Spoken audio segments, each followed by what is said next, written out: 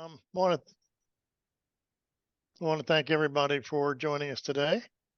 And as you've noticed, we are recording today. So if you don't want to be recorded, just sit back, relax, and enjoy the talks. Today we have Jamie Riva, who's going to be talking about girlhood lost and found, and Christina Nyborg, her learning to speak bear. We're going to get going with Jamie and let her have the first shot here. And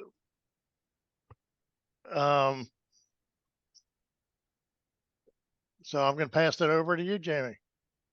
Okay, well, thank you. First of all, thank you so much again, Michael, for having me. I'm really excited to be here talking about girlhood lost and found. I guess I should start my screen share, right? Here, tell me if that worked. Oh, what are you guys seeing?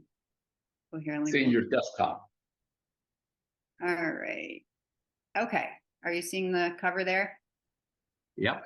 All right. Okay.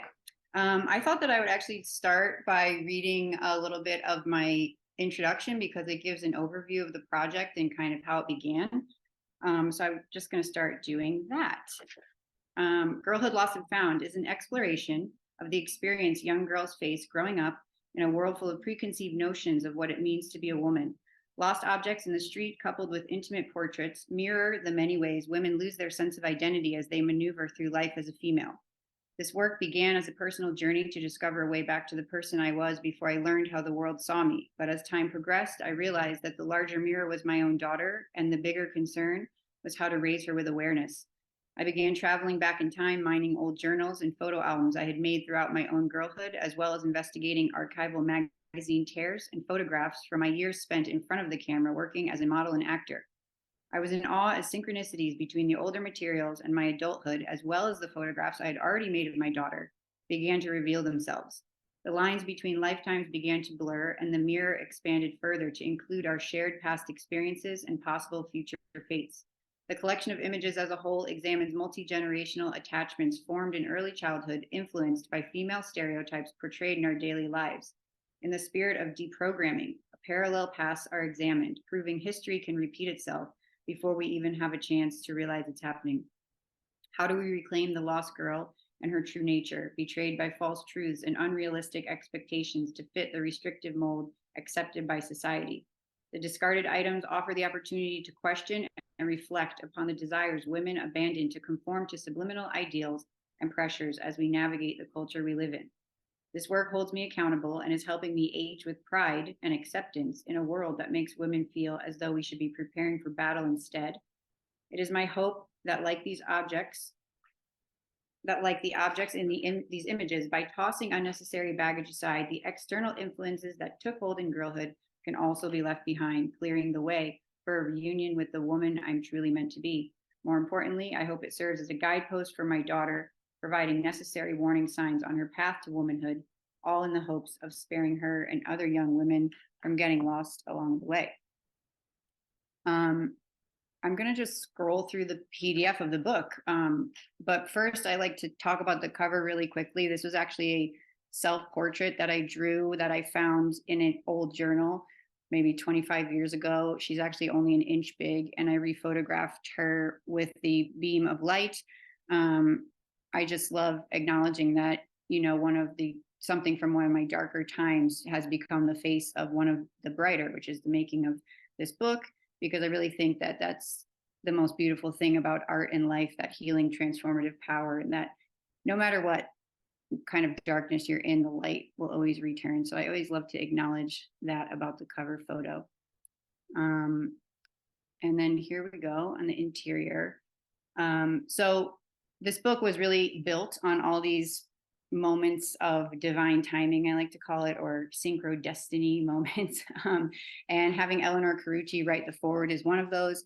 So she actually recounts this story, but we actually met 17 years ago on a photo shoot for New York Magazine. I was the model and she was the photographer, and it was an unlikely event that I ended up in her apartment. And I got to see her with her young children, and I got to see her working and being a mom at the same time. And it really had a profound effect on me that I always remembered, because that was something I always wanted. Fast forward 17 years later, when I'm now back to photography, and I'm so inspired by this documentary photographer who so courageously shares her life unapologetically, her truth. And I look to for courage when I'm, nervous about being vulnerable. And it turns out, wait, that was that same photographer I met 17 years ago. So that was like a beautiful full circle moment. And I'm just so grateful that she wrote, this is the image from that day, actually, from that shoot, that she wrote the forward. The introduction also has photos and a lot of my thoughts and stories mixed in with photos. I'm just going to kind of scroll through. Actually, I should probably click instead of scroll. I'm only going to stop on one because I do like to touch on this theme that is important to me to create conversation around, which is these are my old acting scripts and audition sides that ended up becoming my daughter's finger paints. And I just love that because I think it's important to talk about the sacrifice that's made on either side of staying home with your kids or going to work. Or I'm also really interested in dismantling this idea of the woman who has it all and the fabled like superwoman who can do it all. I think that's really bad for our mental health. And I love creating conversation around parents in general, being able to talk about how messy and imperfect parenthood is. I think it makes us better parents. So I did want to pause on that. And then here we go. A little enter if you dare, because girlhood is tricky and complicated. So the self-portrait on the right, I decided to take a macro lens to my wrinkles and my pores and all these things. When I first saw these laugh lines on my face split in two, I had this moment where I saw them as a fork in the road, and one would be gearing up for battle, needles, the whole thing, or having kind of like a self-love, self-acceptance moment, choosing the other path. And that's really what this photo is for me. I also just think it's important to normalize the natural face for women of my age. But I also write in my introduction about, when my daughter first asked me to go on Snapchat, and I looked at the filters and I saw, the younger generation is, my generation isn't allowed to age without a threat of needles in your face and things, but the younger generation isn't allowed to grow up without toys that are morphing their faces. And I just think, how is their natural beauty ever enough after that? How do you look at yourself in the mirror and see your natural beauty? So I just think it's really important to show. And although it wasn't easy at first to take a macro lens to all those parts of myself, when I think about that, it feels not only easy, but necessary. And then as for the object on the other side, I talked a lot about how the objects are symbolic of what we can lose, but sometimes it's also about the finding. And for me, some of them, like this one, for example, is really like, I see time as an artist carving out lines, changing texture, and leaving like something unique and beautiful behind. And if I can see that unique beauty in these objects, why can't I see that in myself? And I'm really passionate about shifting the perspective of beauty, what traditional beauty is. So I like to think about that. I also love how Eleanor writes in the forward in regards to the objects, how they're almost evidence of the PTSD effect that I might have had being part of the beauty industry, or just being a young woman, or just being a woman in general. I love that perspective. Oh, I'm going to click because I think is the scrolling distracting. Click. This is my daughter. So this is an example of the old photographs of myself at a similar age to my daughter that I rephotographed. I thought these were interesting to pair together. But on the left is my daughter, actually her first time putting on makeup. And I'm also really interested in capturing these moments, these beauty rituals that we're spending so much time and effort, to look pretty. And in fact, we look absurd and we look crazy and we maybe feel crazy. I'm interested in that. A lot of these black and white images you'll see are actually from when I was in late high school to early college, and they're on 35 millimeter film. So I've been thinking about these issues and exploring them for a while.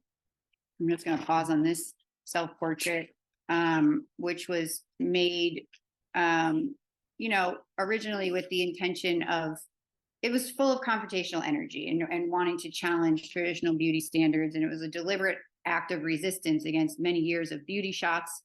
that I had taken with anger towards all the painful and time consuming beauty rituals that tell us we're not sexy, or we're not, our natural state is not beautiful or acceptable, or even further grotesque. And a lot of these images were made that way. However, years deeper into this project, it's also been a really interesting twist that acknowledging that I'm not above society's brainwashing almost freed me, and sharing these images freed me and has liberated me now to participate or rebel whenever I want, from a place of I'm doing this because I'm choosing it, not because I feel I have to. So that's been an interesting twist. Barbie was almost the cover, which would have been really interesting with Barbie Mania that has taken over. Here's an example of, this was actually shot during the pandemic. And I think the pandemic was really interesting, kind of like experiment with this project for many reasons, because we were no longer, it really woke, I think, a lot of people up to the amount of time and energy and money that we spend on these beauty rituals. I also found some poems that are included in the introduction where I'm like 11 years old talking about needing to do my hair and things like that. And it really offered a moment to think about how many hours in life have I lost? How much time have I lost participating in these types of rituals? I also thought it was really interesting chance in the pandemic for us to like connect with our natural state. Like, how could I not know what was going on in my own body, watching my hair grow out? And I'm sure other people had this experience. And why did I not identify with being gray? What was telling, what was telling me in the world that I couldn't identify that I had to go back and dye my hair? I think it's just interesting to think about. The journals are kind of crossovers where you can't really tell if they're mine or my daughter's unless you look closely. There are dates there. So I thought this was interesting. That's a photo I reshot of myself and a drawing of my daughter's. And I thought it was interesting, the parallel ideas we had of what defined the pretty girl. I'm scrolling again. I'm sorry.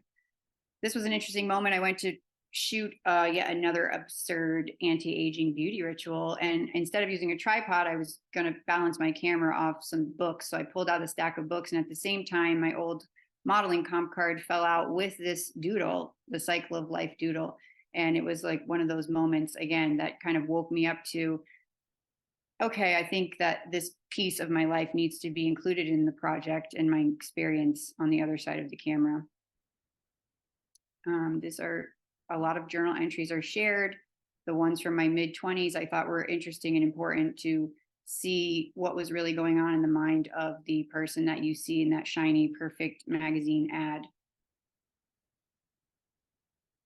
These I thought were really interesting. Like I said, the younger generation now has the way to edit themselves digitally and change their body and shape. And clearly I wanted to do the same at that age, but I was actually going so far as cutting body parts out of photos and, finding other ways to block my face and cover up.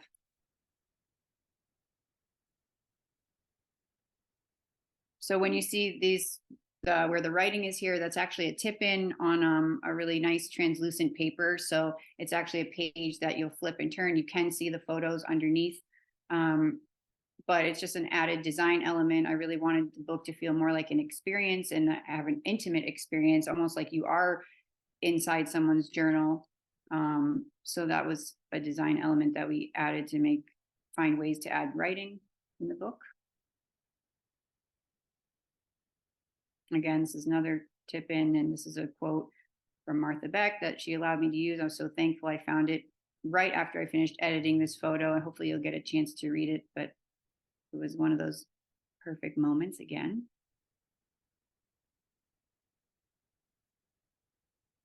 This journal entries really gets me in the heart because I can't believe I ever spoke about myself. This is from when I'm in high school, same age as my daughter now, who I have tried so desperately to teach self-love to.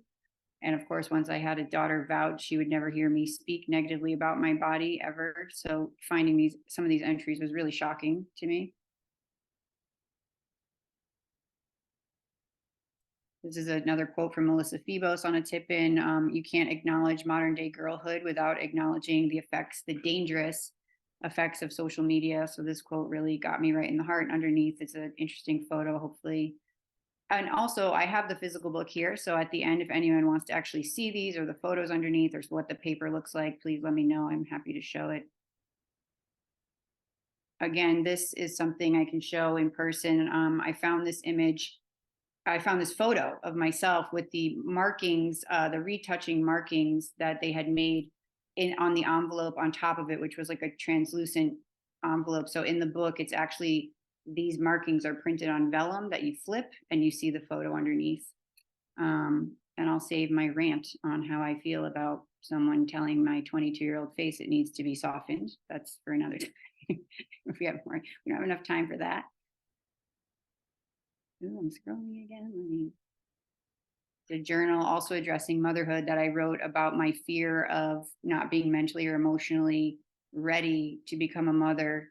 And some of these images in here, again, touch on that and our loss of identity when we become a mother, or if we decide not to become a mother, or if we cannot become a mother. There's so much around it, but every woman faces motherhood in some way, shape, or form.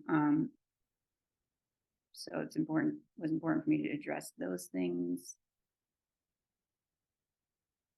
Here again on those tip-ins is I wrote a love letter to my spider veins, and you'll see further along a love letter to my stretch marks as well. You know, we're given so many tools in life to erase these things, either physically from our body or in photographs. And so I really wanted to, you know, by claiming them, I felt I was reclaiming my own power. But even further, I didn't want to just own them. I wanted to love them. So again, it's really important for me to like try to shift perspective of not only beauty, but just finding that self-love. And so it's kind of a love letter to the moments that they arrived on my body, and appreciating that and honoring my body and how it's carried me through life, how it's a home for my spirit and soul, and honoring that instead of the harsh physical judgment. This is a poem that I wrote at 11, which I paired with the next photos because I thought, first of all, this could have been an artist statement for the book written at 11, but it's about a woman who didn't want to ruin her makeup. She didn't cry and show her feelings because she didn't want to ruin her makeup. And funny enough, I found this tear-stained Kleenex that I saved, which is weird. And I guess I'm weird. Clearly I save everything because I thought I would make something out of it one day, with these perfectly mascara protected eyelashes while I was crying. And then I found them in the same bin where I found these magazine tears that you see on the right. And when I found the magazine tear folder, I actually read the word as tears instead of tears at first. And so I was kind of playing with that idea, and I decided to surround the folder with the most fake of all the fakest smiles of myself, and put these all together.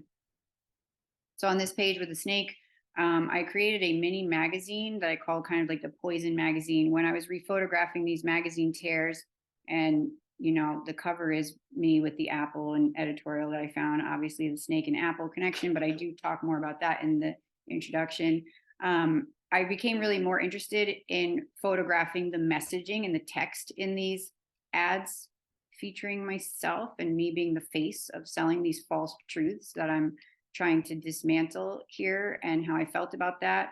But it really just became like this kind of condensed and remixed version of the poison that we are ingesting or force-fed by the media, and why we accept it as truth. And again, I can show you that in physical form if interested. That's found on this page. This is my mother on with me as baby at work, and me with my baby at work. She was a teacher, and this is me on a photo shoot. My baby. Again, here's the love letter to my stretch marks. Hopefully you will see the stretch marks in all their glory at some point in the actual book.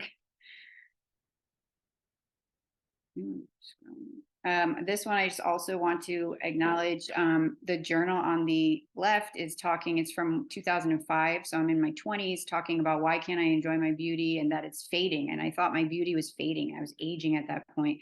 And this is me at 44 in what I call the midlife awakening that I am currently in, where I'm just embracing my body and loving it. And what I really want to do is challenge this idea in society that women in midlife and older are supposed to begin a disappearing act. I am here to challenge that because I feel quite the opposite.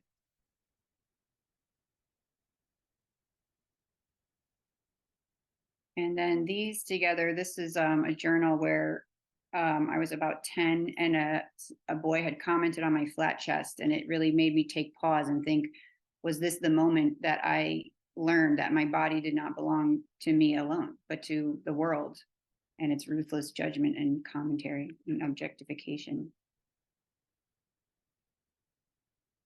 I hope you can see the hairy legs there. I know with a screen share, there's details get lost.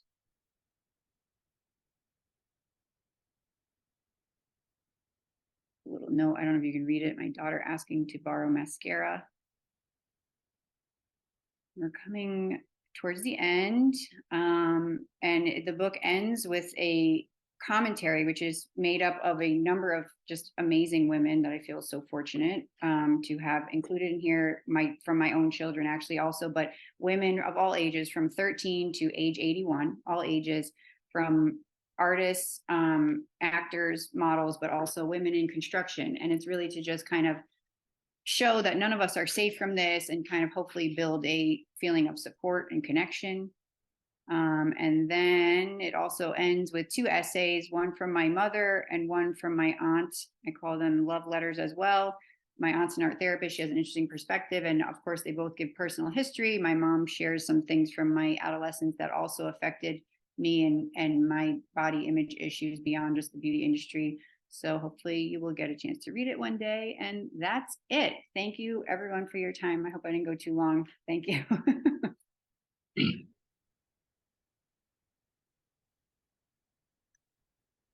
Thank you, Jamie. Very good. Anybody have any questions for Jamie? Well, I've got a couple comments. Okay.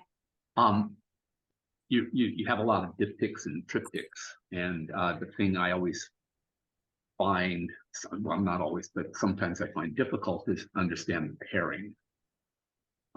And for me, the first one that you showed,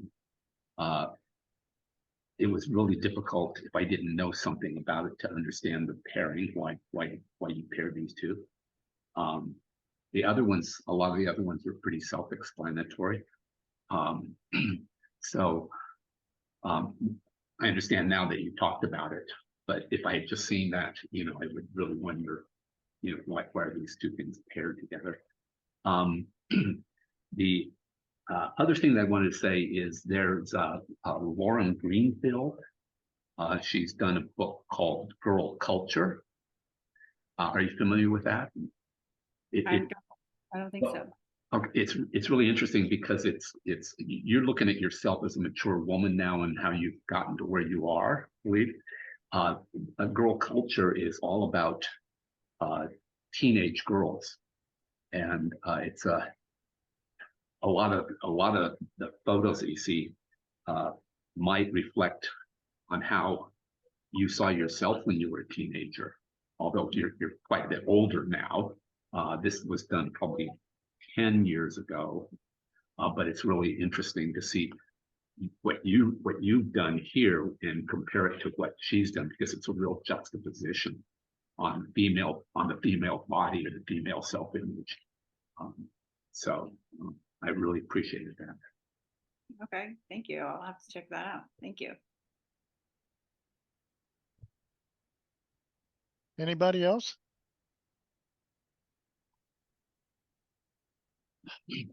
Now you did this with Daylight, right? Yes, And how was Daylight to work with? they were great. Ursula Dam was the designer, and she was amazing to work with. She brought her own, some of the images, she saw them in different ways than I did. And, it was complicated to try to make these things make sense. Like you mentioned, I'm sorry, I don't know your name, but like you mentioned, making street objects make sense with these kind of intimate portraits was challenging. So it's always helpful to have someone else in there helping you see your work from another set of eyes as well. So yeah. Okay.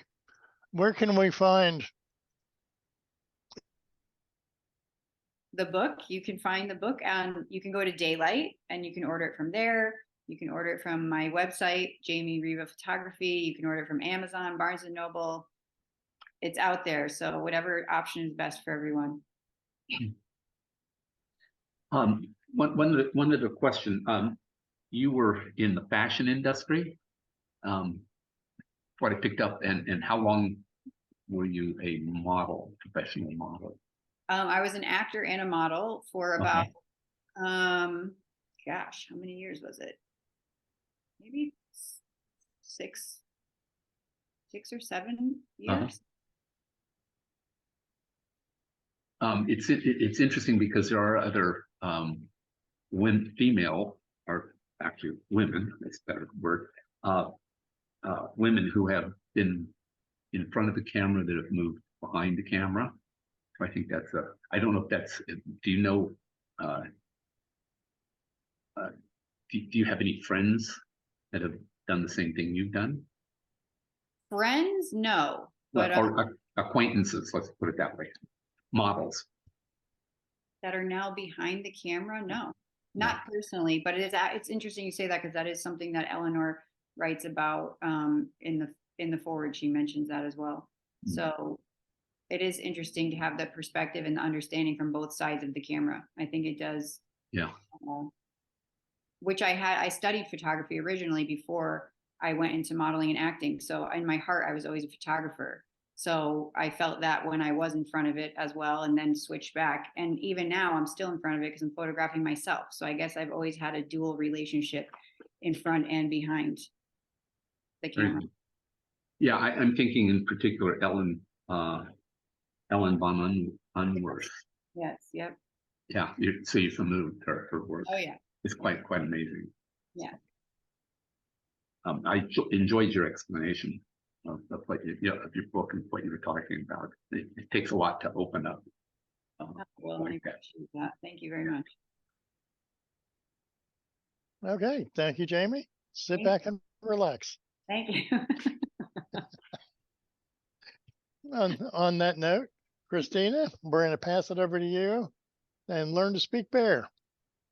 Thank you, Michael. And thank you, Jamie, for like shedding some light on the gaze that is put upon women. I appreciate that as a woman and a middle-aged one. Yay. So I'm here to talk about another aspect of motherhood, and thank you all for being here.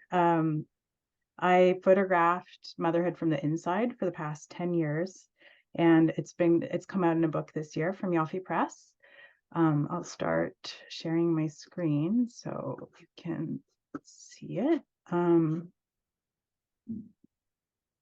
all see the screen now? Yep. Okay, great. Thanks. Yeah, so I am a photojournalist by trade, but in 2013, I had one child. And then in 2014, 15 months later, I had 2 more. So I had twins right after my firstborn was one year and 3 months. And then I'm from Norway originally. So we moved from Norway to Canada, and I couldn't afford childcare. It was never really my plan to not be a working mother, but because of how childcare worked in Vancouver, where we lived, I couldn't afford to pay for my kids to be in childcare. It would have cost a lot for all 3 of them at the same time. So I ended up taking a leave of absence from my work and staying home with my kids. And motherhood is something that people don't really quite understand until they're in the middle of it. It can be explained in any which way, but I think until you feel sort of the relentlessness of how kids are around you and caregiving for them 24/7, it's hard to explain how much time and emotional labor it takes to bring them forward into the world. So that's what I started photographing. And so I'll show you a few images from the book, and then I'll show you a little bit about the layout of the book and explain how we laid it out. So one of the points I wanted to make was to kind of take people behind the scenes, and I didn't want to expose my children's faces. So all of my photographs of my kids are anonymous. except for, well, this one is the closest you'll ever get to seeing one of my kids' faces. And I wanted to sort of bring focus on how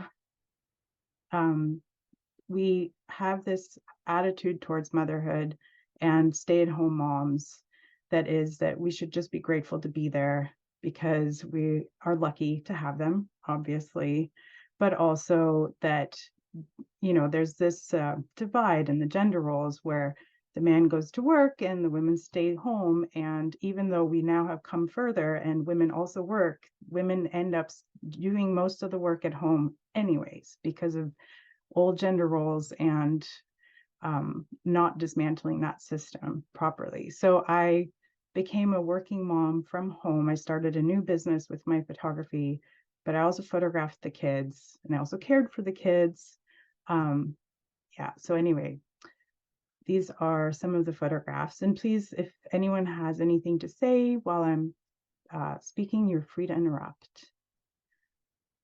I photographed my twins' placenta after they were born. They were born 6 weeks premature and went to the NICU right away. So I couldn't see them until the nurses had taken care of me. And so I stood up on the bed and photographed their placenta.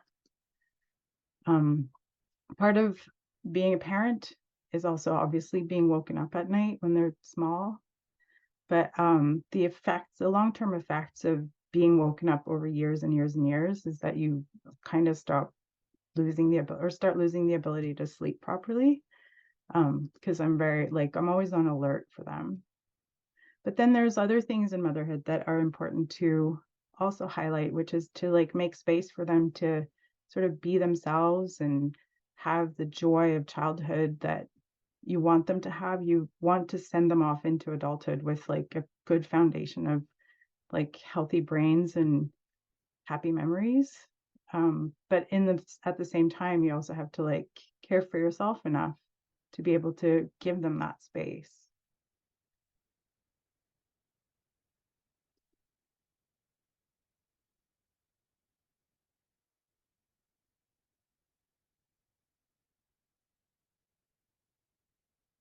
And one of the things in motherhood that sort of got me the most, I used to work for a financial paper, and the way we would tell stories were through numbers. And one day I was looking at this scene under my kitchen, on my kitchen floor, and it was every day, 3 times a day. This is kind of what my floor looked like. And, I just had to spend 10 minutes cleaning it up, right? It's just 10 minutes.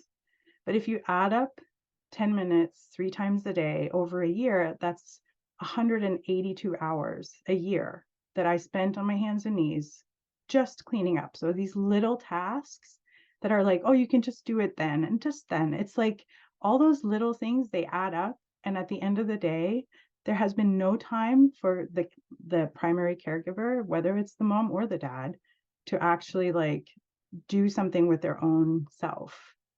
So all of the time is spent on the children. And then you have to make space for them to really be mad at you.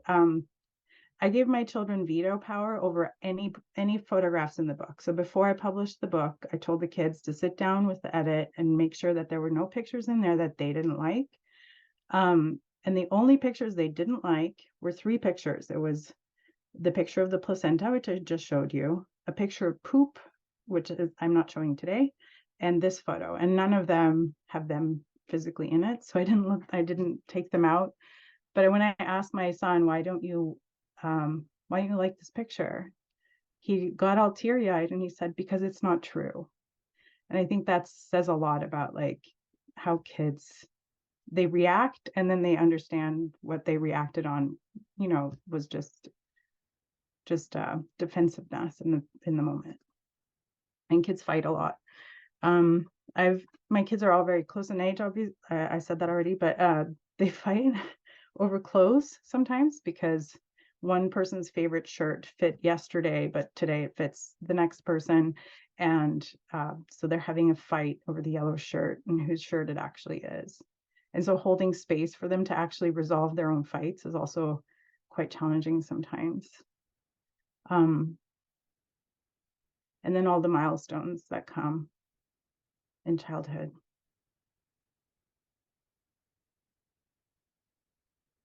And I think one of the hardest things for me to accept is time. As a mom, how much I can't control how much time things take. So if we have to go to the dentist and then one of my children is having an emotional breakdown for whatever reason, they didn't get the blue plate or they didn't get the right shoe or something happened, they're like not capable of having a rational discussion about that in the moment. They just react because they're emotional. So you kind of just have to hold space for them to finish their emotions, so then you can move on with your day, but often that makes you 10 minutes late. And it's messy and dirty, and you clean up the mess in the dirt with some joy.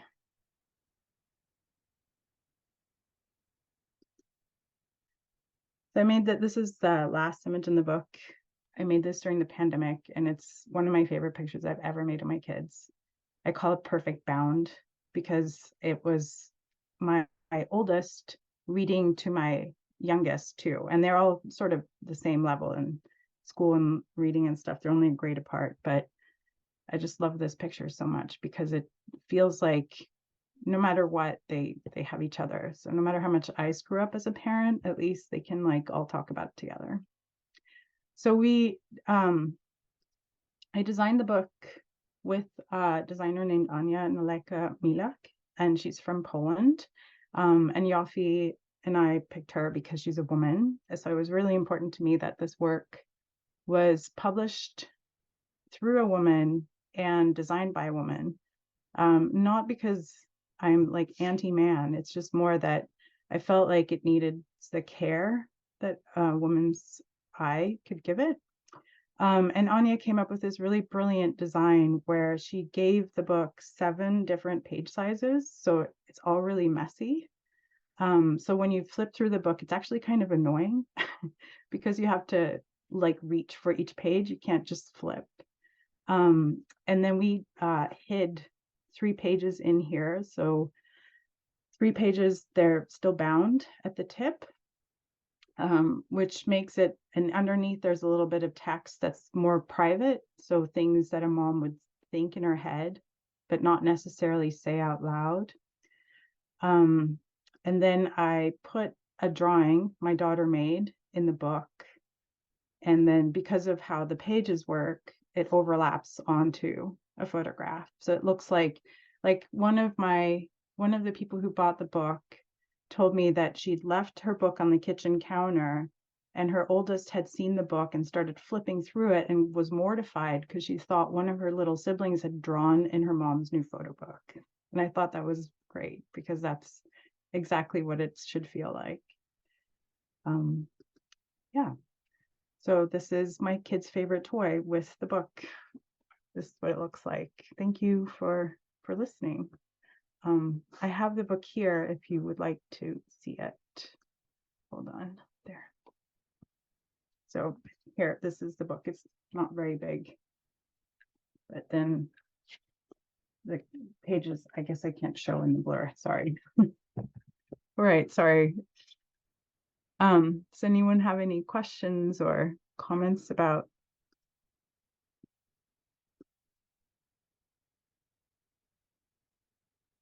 Can I speak?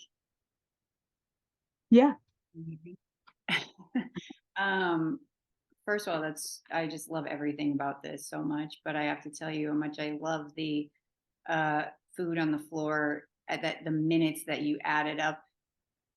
I mean, oh my God, if I couldn't relate to that, I don't even, that was like, yes, tell me about it. So that was really cool. I love that. I love the pages being the different lengths and how you had that feel like the messiness, because I love that aspect as well, just capturing how messy and chaotic it is and how we have to just try to find the beauty in that, because otherwise we're just stressed out and crazy. So I love the energy that you put in that design detail. I think that's really cool, but it's really beautiful. Thank you for sharing it. Thank you, Jamie. I appreciate that. Where did you live in Norway? I'm from Oslo. So I lived in Oslo and in Tromsø, which is in the north. Mhm. Yeah. Yeah, I've got numerous friends in Oslo. Oh, really? Yeah, Maybe I know them. There's a small country. yeah. I used to go. Well, I went there frequently, except for the last 2 or 3 years because I haven't had a chance. Hmm. But and it's interesting. You had three. You had one set of twins. Yeah. It's always interesting to me. I've got a friend who's had two sets of twins within 2 years of each other. So you can imagine. I feel for her. Me too. And I happen to be an identical twin. Oh, So, you are?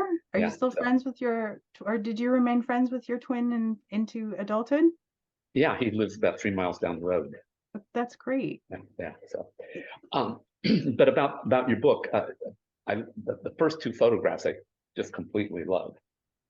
Thank you. You know, I mean, it's really unique.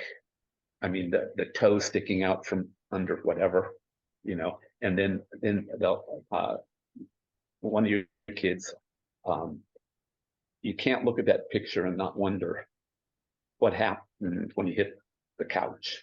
You know, Yeah. it's like, I mean, it's really a cool photo. Thanks. And the other ones I appreciated for the sort of the normality of the situation.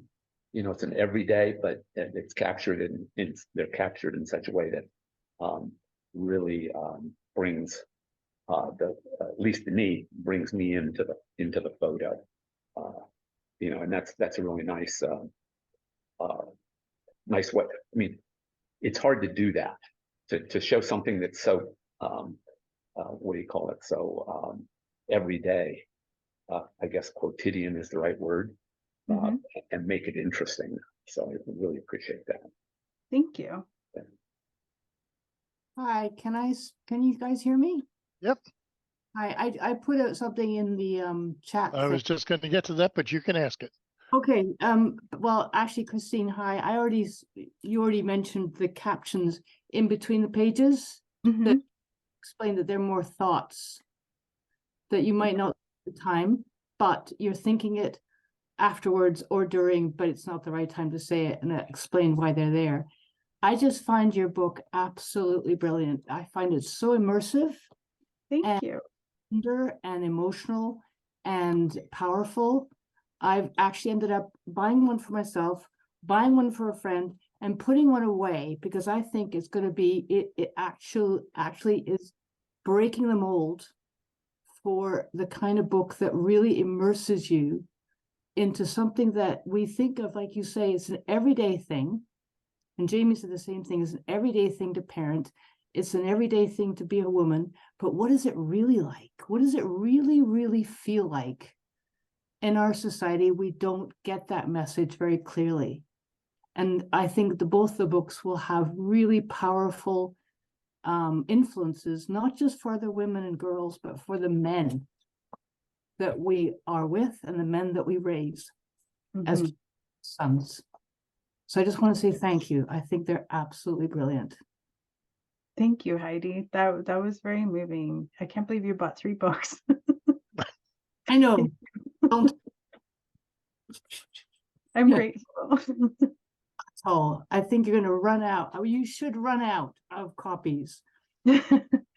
Yeah, I don't know how it's doing on the sales, but I don't have control over that now. It's all in Yafi's hands. Yeah. No, and I also want to say I really like the size of it because I had a similar feeling for a book I produced recently, which is about something that is approachable, and a child can look at it, an older person can look at it, anybody can enjoy it. It's not a coffee table event. Mhm. The images are coffee table images. Your favorite one, the one of the three of them sitting in the light. Yeah, and even just the simple ones like the row of bottles at night. I mean, we as parents, we know that scene. We know that. So yeah, and I just love it all. And I take pictures of it like you do in the sense of real mundane stuff because I think it's all really, really precious. Really precious. And yeah, it'll turn out to be important. Thank you so much, Heidi. That's moving to hear from me. Thank you. You're welcome. You know, I have to say one other thing. And I'm speaking not for all men, but I have never before seen a placenta, let alone. So it's interesting to see that, you know. It's called the tree of life, you know, Yeah. because of how it's shaped. Hmm. It's pretty special that women can grow a whole organ and then lose it. Yeah, yeah. Yeah. But you know, it's much more common. I'm pretty sure that women have seen placentas, you know, but as a guy, it's like a unique experience. So Well, I'm glad I could give that to you today, Jim. yeah, very, very good. Okay, anybody else have anything for Christina? Actually, I have a question. When you said the kids did not approve of those photos, did you say they did make it in still or they did not? Because I had to go through that with my daughter also, and what was allowed, what she was okay with or not. So did you end up including them or you did not? I did, because they're not in them. So they're not like, they're not photographs of them. They're photographs of stuff that's related to them. But one of the important things for me when making this book is that this book is more about me than it is about them. So it's my, like, their story. I don't feel qualified to share their story about childhood because I'm not living that reality. They are, but I can share how it looks to me, you know? And so, but I also, like, I want to give them a little bit of like authority over their own people, over who they are as people. And two of my children are very, they're very okay with me bringing the camera out. Like, they don't actually mind or care, and they just tell me when they don't want it around. And then my third child is less inclined to approve. So when the book ended up being finished, that child asked why there were less photos in the book of them. And I had to explain that because they were so good at setting boundaries, I also would, you know, I had less photos to choose from of them. And that was also a good talk to have. But it's just, I've been very mindful about, because my husband is very private and he's not super excited that I made a whole project about us, but he's supportive. He's just, that wouldn't be his first choice. Right. So I had to be extra mindful of like who we are as people and like make it more about how I felt and less about them. Yeah. So those three pictures, they're my pictures. Right. No, Yeah. I get that. Interesting. Thanks. Yeah, I think it's really great that you ask your children to approve of the photos. Sally Mann, if you're familiar with her work, she, you know, especially she made a lot of nude photos of her kids in family environments. You know, it's things that that parents would do, but they have her beautiful artistic touch to them. But she didn't release any of those photos until the kids were old enough to give their consent, and I thought that was really important.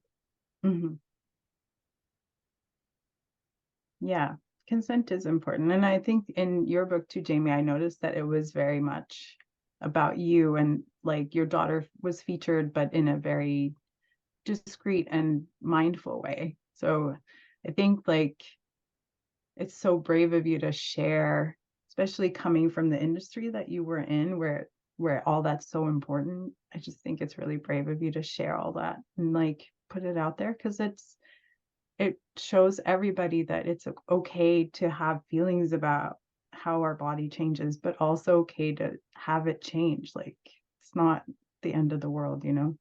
Right. Yeah. Well, eventually it is the end of the world, but That's a good point. yeah. True. Then we're not there to experience it, though. Right. That's true. Okay. Well, if that's it, I think we'll wrap it up to today. Thanks everybody for coming, Yeah. and we'll Thank see you. you next month. Yeah, and